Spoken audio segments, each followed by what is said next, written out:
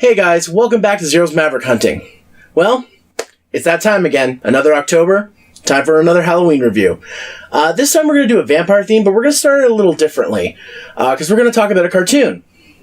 A Canadian cartoon called Mona the Vampire.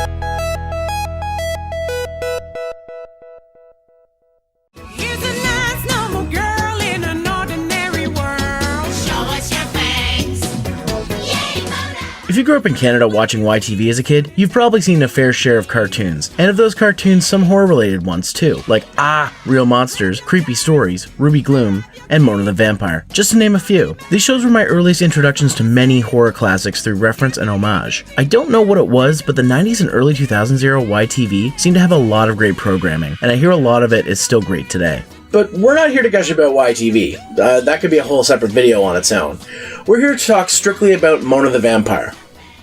Oh my god, it's so awesome! Mona the Vampire is a cartoon about an odd little girl with a big imagination named Mona Parker, otherwise known as Mona the Vampire. Together with her friend Zatman, Princess Giant, and her cat Fang, Mona takes us on some imaginative adventures while also trying to stay out of trouble. The series was created by Sonia Halliman and lasted 4 seasons at 65 episodes from 1999 until 2003. However, for this review, we're only going to focus on the first season.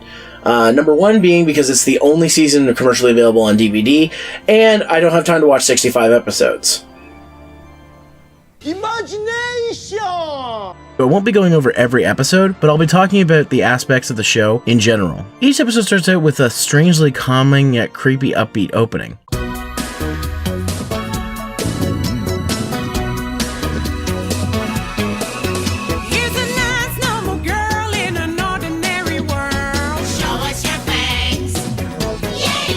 The intro does a great job of showing clips from several different episodes, which is great because it gets you amped up to see the episodes as well as gives you satisfaction of knowing where the clips came from. Each episode has a similar setup for the most part. The episode starts with establishing something normal, Mona's imagination, going crazy and making it weird, strange, or supernatural, and ending off back into reality, but with a small twist or hint at the supernatural side of things.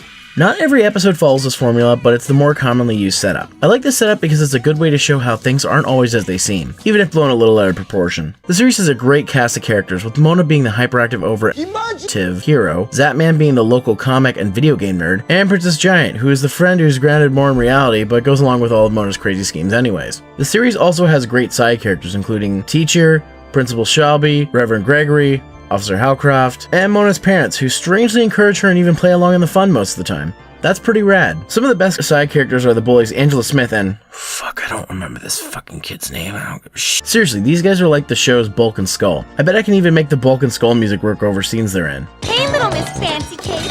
What are you looking for? Invisible ghost ants? The best characters, however, are the villains, which are homages to classic horror monsters. It was one of the main things that kept me watching the show. One thing that helps make these characters come to life is the great voice acting. Everyone here gives a good performance. Hats off to Emma Taylor Isherwood, who voices Mona, Carrie Finlay as Princess Giant, Justin Bradley as Zatman, and especially Tia Carleo as Angela. The supporting cast is also just as good, with a few actors above average. The music and sound effects are effective, even if sometimes they hit the royalty-free or stock side of things. The animation is what you would expect from a Canadian-made cartoon. To explain what that means, it looks great, if not a little bland at times. It's colorful and very artistic. If you're a fan of artistic animation, you'll love this show. It uses as many animation styles as they can in the course of several episodes. The show, however, is not perfect. It does suffer from a problem a lot of shows had at the time, which was pacing. I don't know how, but they knew how to make an 11-minute episode feel much longer. Sometimes it's great, where other times it drags, and then I realized this is a show which fills its half-hour block with 2 11-minute episodes. God damn! As a kid, it sometimes made me bored. As an adult, it makes it feel like an eternity. Regardless, there isn't much more I can say on that. So what's my final thoughts of Mona the Vampire? It's a great little cartoon with some fantastic homages to classic horror movies. If you're a fan of horror or creepiness in a lighthearted package, this is a great cartoon. If you're a parent, it's a great way to introduce your children to some classic horror series without worrying about showing them the real thing until they are ready.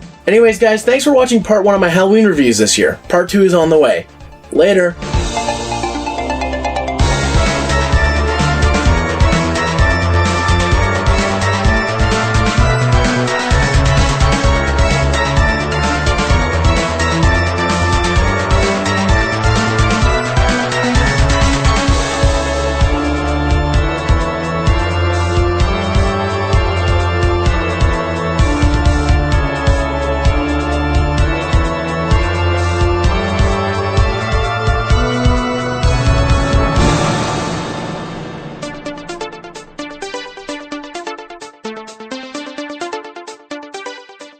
hell, man? You're reviewing a Canadian cartoon, and you don't even invite me, one of your best friends, who is Canadian, by the way, to review it with you? God, that is just so inconsiderate of you. How could you do this to me? I thought we were friends. I thought... Angela Anaconda.